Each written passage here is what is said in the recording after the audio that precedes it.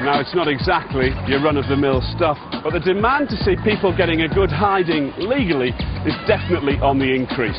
Now, Ian Butlin from Huddersfield is not your typical brawler. He's got a university degree. There's nothing that he likes better than teaching all comers a good lesson. Would you believe it what happens when he gets behind the wire?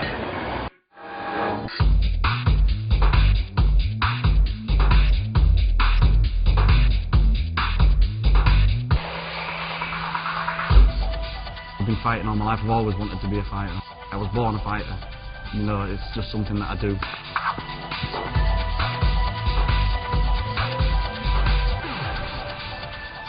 This is where the journey begins for some of the country's toughest fighters. This is where they learn how to survive in the cage. They're taught by the country's #1 lightweight, who's still at the top of his game and getting ready to take on one of Europe's top mixed martial arts fighters.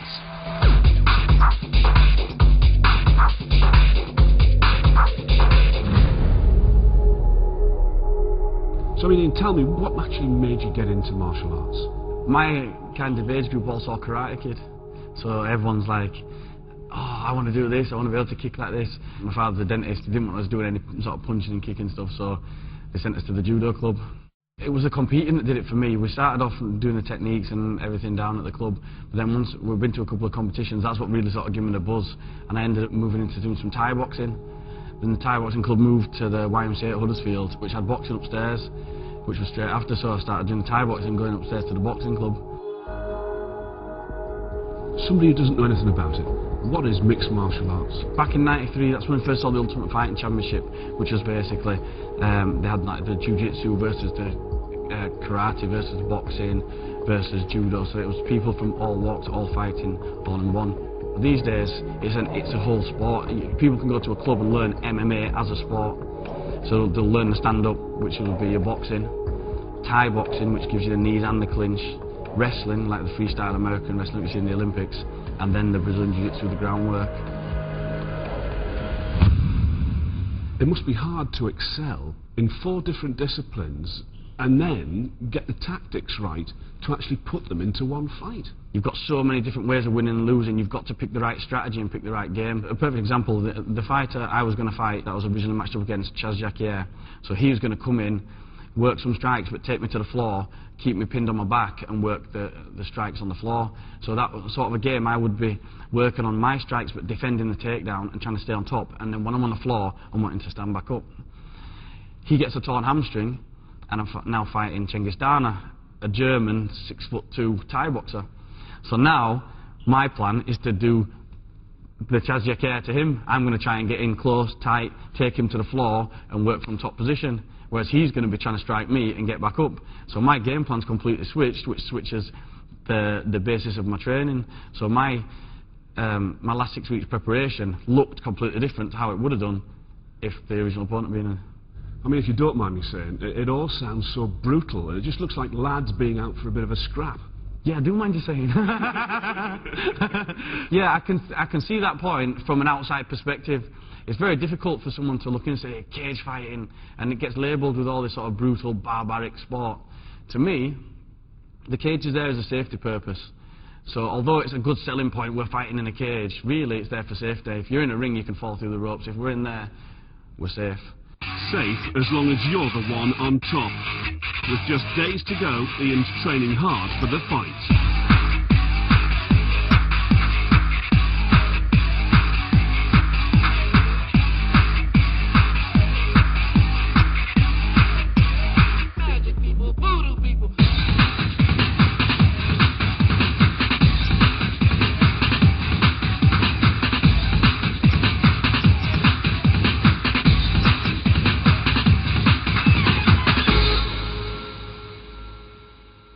Hey mate, that was so intense. I mean, what makes you strive to keep on doing that? Because better to be fucked in here than to be fucked in front of 1,500 people, TV cameras and everything.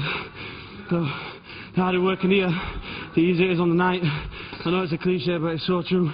You put it in here on the night, it's going to feel a lot better. I've been in a position where I've gassed in a fight stunk underneath someone, elbowing me in the head. It was a world-class fighter. It's not very nice. It's not going to happen to me again. Let's go, guys!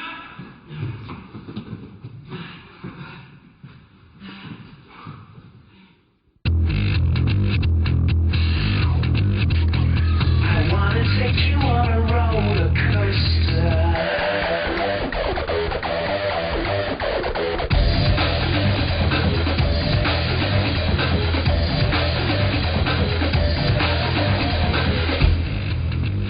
Do you ever get scared?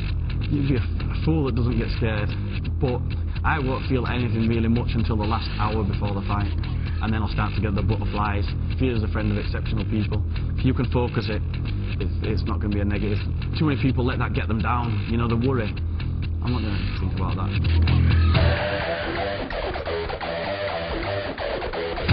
What do you know about your opponent tonight, Ian Butlin? In Butlin, I see some fights by YouTube and his highlight videos. Did you think it's going to be a tough fight? Of course, it will be a brawl. I am good prepared. I think Ian Butlin is a also experienced guy, so it will be a good fight.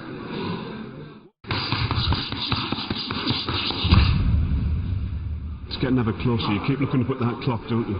Yeah, just trying it because I tried to do the last hour as a warm-up. So I'm going to do 15 minutes of a gentle stretch, 15 minutes of a bit of a sort of stand-up, 15 minutes clinch and 15 minutes on the ground.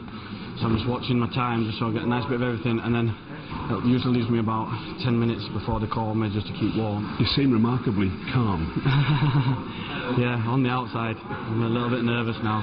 But I'm pretty focused, so I was really just sort of channeling my adrenaline, you know. It's the first time I've had a chance to see him. He's in the next room. I mean, we've had a word with him, and he reckons there's going to be plenty of action in there. Yeah, it's going to be a good fight, I know that. I mean, he's one of the top 20 in Europe, so it's by no means going to be an easy feat, but I think I've got the beating of him. I'm just going to get out there and do what I can.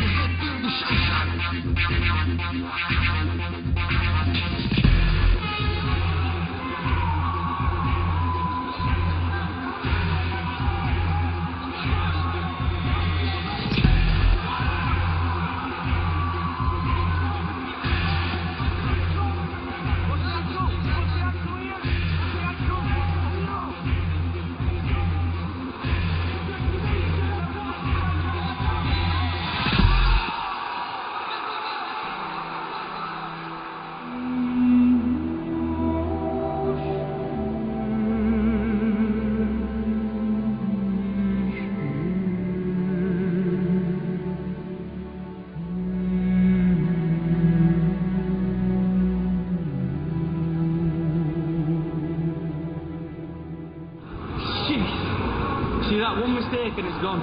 One mistake and it's gone.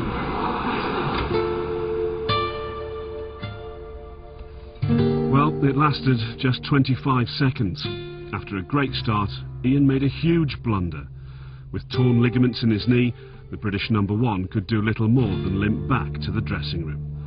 I can't believe that. What went on? It's just quick. I've gone in, he came in quite quick. I've pulled up and gone to counter, he backed up. As I've gone into counter then, he slipped on the floor. So I've gone down over him to ground and pound, but he's wrapped his legs around my leg. So I tried to clear the leg so that I could go around the side to take side control.